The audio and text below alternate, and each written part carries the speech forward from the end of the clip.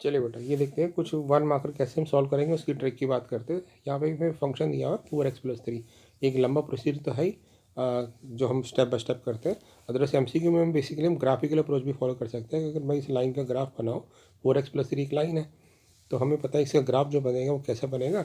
Y x zero को put करने पे वो y3 आ जाएगा, और एक्स वाई को जीरो पुट करने पे x-3/4 आ जाएगा। यानी लाइन इस तरह बननी चाहिए।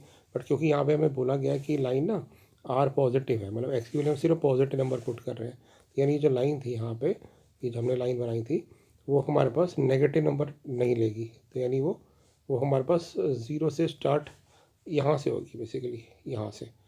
ठीक बात है। जब 3 है तो हमारा ग्राफ ऐसे बन जाएगा, और क्योंकि ये ग्राफ टर्न नहीं ले रहा है तो इसका मतलब ये 1-to-1 फंक्शन है। ठीक बात है, क्योंकि हमेशा स्ट्रिक्टली इंक्रीजिंग फंक्शन है। हम डेरिवेटिव वाली अप्रोच भी फॉलो कर सकते थे यहाँ पे, तो 1-to-1 तो है।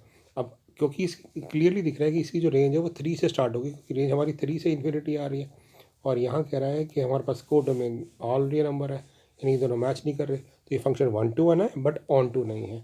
तो हम ये कह सकते हैं ऑप्शन ए करेक्ट हो जाएगी। अगला क्वेश्चन बहुत बेसिक एनसीईआरटी का क्वेश्चन है कि एक मैट्रिक्स के 36 एलिमेंट को हम कैसे अरेंज कर सकते हैं। तो आपको 1 × 36 या इसका उल्टा 2 × 18 या 18 × 2, 3 × 12, राइट। 4 नहीं होगा, उसके बाद 4 × 9 भी हो सकता है, राइट। और उसके बाद 6 × 6 भी हो सकता है, और इसके बाद रिपीट हो जाएंगे, यानी इनके तो दो पेयर बन जाएंगे, 36 × 1, 18 × 2, और 6 × 6 तो रिपीट है, तो यानी 8 + 1 9 वे में हम इस 36 एलिमेंट को अरेंज कर सकते हैं बेटा। अगला क्वेश्चन देखते हैं, बड़ा इंटरेस्टिंग सा क्वेश्चन था। जनरली हमारे पास अप्रोच होती है, हम इसकी लेफ्ट लिमिट राइट लिमिट, बहुत लंबा प्रोसीजर होता है। अगर इसको ग्राफिकली करें तब भी हो जाएगा कि ये ग्राफ कैसे बनेगा, कि हमें पता है कि इसका ग्राफ ना x² तो ऐसे बनता है, बट +3 करने पे 3 उठ जाएगा इस तरह से। ठीक बात है। और x0 पे 1 दे रखा है, तो यानी हमारे पास ऑब्वियसली मैच नहीं कर रहा है, यानी यहाँ पे गैप आ जाएगा, क्योंकि ये 0 पे हमें ये ग्राफ में कुछ इस तरह से बनाना पड़ेगा कि ये ऐसा आया, 0 नहीं लेना है, हॉलो, और ऊपर और 0 पे 1। तो ये ग्राफ हमारा कॉन्टीन्यूस नहीं है 0 पे, अदरवाइज ये कॉन्टीन्यूस है। ठीक बात है। और नहीं तो हम इसको ऐसे भी कर सकते हैं कि इसकी लेफ्ट एलिमेंट निकालो तो वो आ जाएगी 0 - h² + 3, और h को 0 पुट कर देंगे तो लेफ्ट एलिमेंट 3 आ रही है।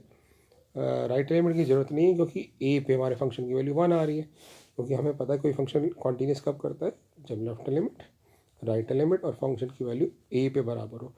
तो जब इन दोनों पे ही बराबर नहीं है तो फंक्शन कॉन्टीन्यूस नहीं होगा।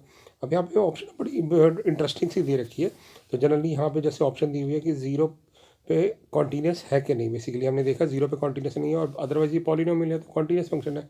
तो हमारी बेस्ट ऑप्शन क्या होनी चाहिए, ये वाली, क्योंकि फंक्शन कॉन्टीन्यूस तो है बट वो 0 पे नहीं, इसलिए हमने क्या किया, ऑल रियल नंबर में से 0 को एक्सेप्ट कर दिया। और क्योंकि पॉलिनोमियल है, इसका डेरिवेटिव हर जगह डिफाइंड होगा, इसलिए डिफरेंशिएबल भी है। तो ऑप्शन नंबर 3 बेस्ट मानी जाएगी यहाँ पे बेटा। ठीक है।